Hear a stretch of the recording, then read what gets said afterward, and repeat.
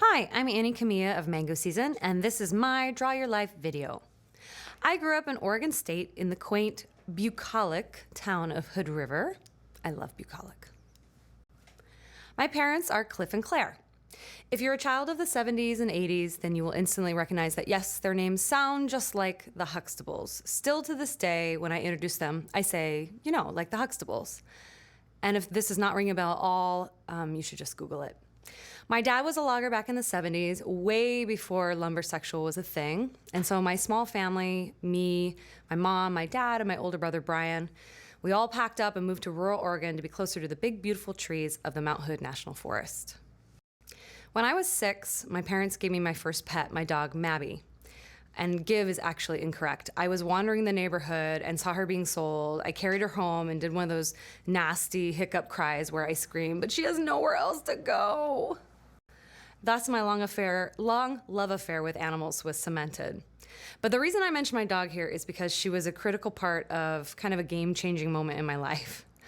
Running up my stone walkway one summer morning, I tripped clean over her and landed with my mouth wide open on the concrete steps.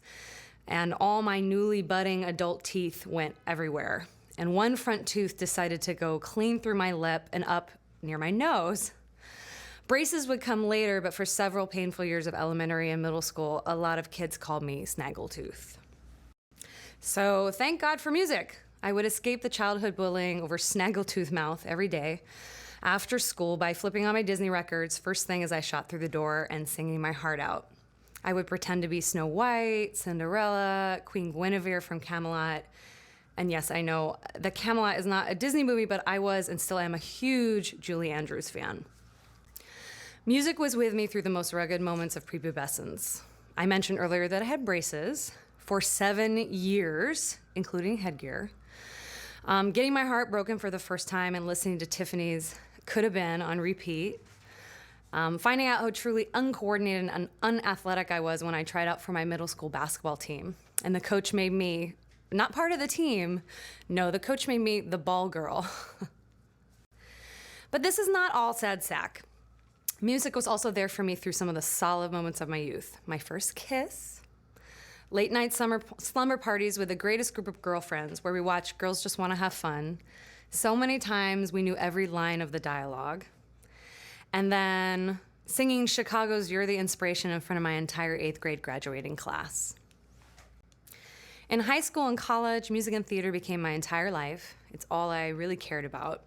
It was where I met my people. And you know what I'm talking about. Everyone who kind of flies their freak flag loud and proud is in music and theater. It was an oasis for me. And in my sophomore year at the University of Puget Sound, that's where I met this cutie patootie boy from Hawaii. I found out his name was Curtis Kamiya. None of the Holly kids knew how to pronounce his Okinawan name, so they'd remember it by gesturing to him like an Italian mobster and calling out, "Hey, Kamiya!" I first saw him playing guitar during a theater rehearsal. He had the cutest Backstreet Boys haircut and this beautiful voice. He was gorgeous and really quiet. To be honest, I'd never seen anyone play a guitar live. I have no idea why, I just hadn't. I thought it was magic, and I was hooked on the Kamiya train. We started dating, and music became part of everyday life together. And we fell deeper and deeper in love, and he'll cringe that I'm saying this. And then graduation happened, and I found out I was a bit lost after college. Being an artist just didn't seem serious enough now that I was a super important adult. So we moved to San Francisco to get a fresh start and, you know, do adult life. It was the dot-com boom years, so anyone with a college degree was being handed these ridiculous work opportunities within the tech and finance sectors. I started working for a bank. I think I write here Deutsche Bank, but I actually think it was another German bank, but we're just gonna go with Deutsche Bank.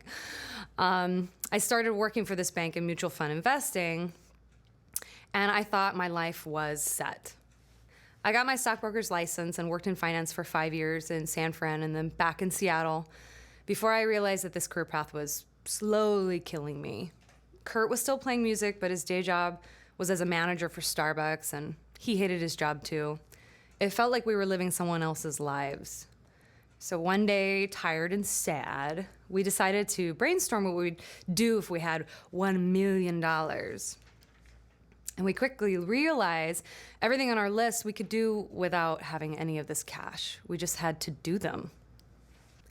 We got working on planning our fabulous wedding right on the very same theater stage where we met. I'm convinced I love working on weddings today because our wedding was so awesome. The whole night was filled with family and friends, reading poetry, singing songs, dancing hula. And right after that, we cashed in all our savings, all our stocks, 401k, everything. And we began a year-long backpacking trip around the world. We traveled to 22 countries over 4 continents. We slept on the deck of an Italian freighter bound for Croatia. We watched bullfights in France. We snorkeled with the most brilliant fish in Egypt, watched the sunsets in the vast Wadi of Jordan, and drank tea with the Bedouins. That actually was super awesome.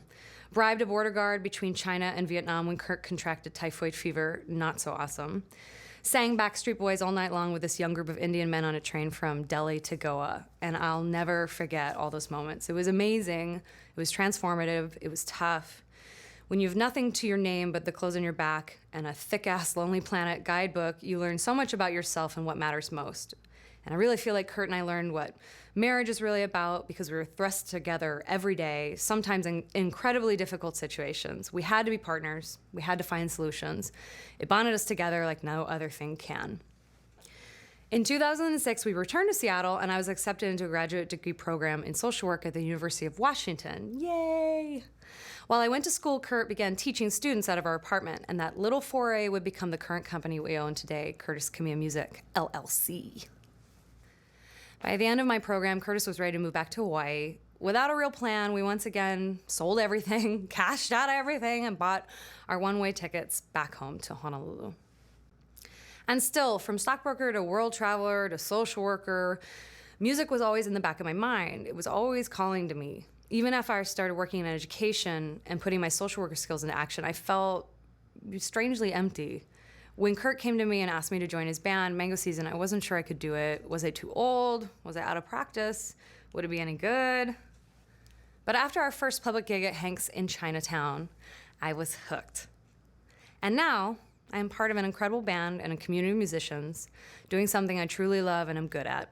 And I live in one of the most incredible places on Earth. And I've seen a crap ton of this planet, so believe me, I live in one of the most incredible places on Earth. All these years later, I see that being an artist is a courageous act, and those who do it are some of the most committed, talented, dedicated people I know.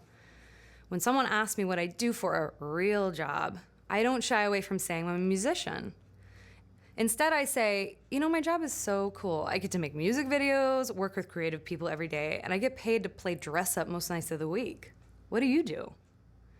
If there's a moral to my story, kids, it's to never dream someone else's dream. The life I have now is just what I want it to be, and I chose it. No one else did. So, mahalo, and big thanks for watching.